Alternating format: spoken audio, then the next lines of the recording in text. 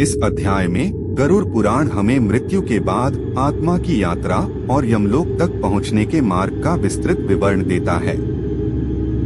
यह कथा सुनने से व्यक्ति को धर्म और अधर्म के प्रभाव का ज्ञान होता है।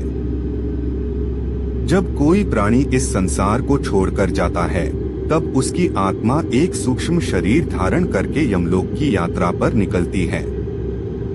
इस यात्रा में आत्मा को 16 प्रकार के नरकों से गुजरना पड़ता है, जो उसके कर्मों के आधार पर तय होते हैं।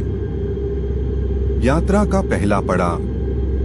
मृत्यु के तीसरे दिन आत्मा यमदूतों के साथ पितृलोक की यात्रा शुरू करती है। यह मार्ग अत्यंत भयावह होता है, जहां चारों ओर अंधकार, कांटे और उग्र ध्वनियां सुनाई देती हैं। यमदूत अपने अधिकार का प्रयोग करते हुए आत्मा को उसके कर्मों के अनुसार मार्ग पर आगे ले जाते हैं। नरक के द्वार।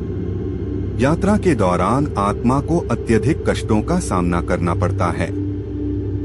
अच्छे कर्मों वाली आत्माओं को देवदूतों द्वारा मार्गदर्शन मिलता है, जबकि पापी आत्माओं को विभिन्न यातनाओं से गुजरना पड़ता है।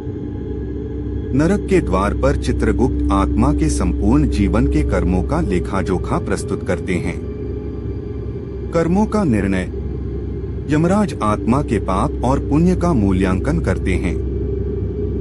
जो व्यक्ति अपने जीवन में धर्म के मार्ग पर चलता है, उसे स्वर्ग की प्राप्ति होती है, जबकि अधर्मी व्यक्तियों को उनके पापों के अनुरूप दंड दिया जाता है। आगे की यात्रा। जो आत्मा पुण्यवान होती है, वह पितृलोक या स्वर्गलोक की ओर अग्रसर होती है, जहां उसे मोक्ष की ओर जाने का अवसर प्राप्त होता है। लेकिन जिनका जीवन पापमय होता है, उन्हें अपने कर्मों के अनुसार नरक में यातनाएं भोगनी पड़ती हैं। उपसंहार। इस कथा से हमें यह शिक्षा मिलती है कि जीवन में सत्कर्म करना ही एकमात्र मार्ग है, जो आत्मा को मुक्ति और शांति प्रदान कर सकता है। इसलिए हमें सदैव धर्म और सत्य के मार्ग पर चलना चाहिए।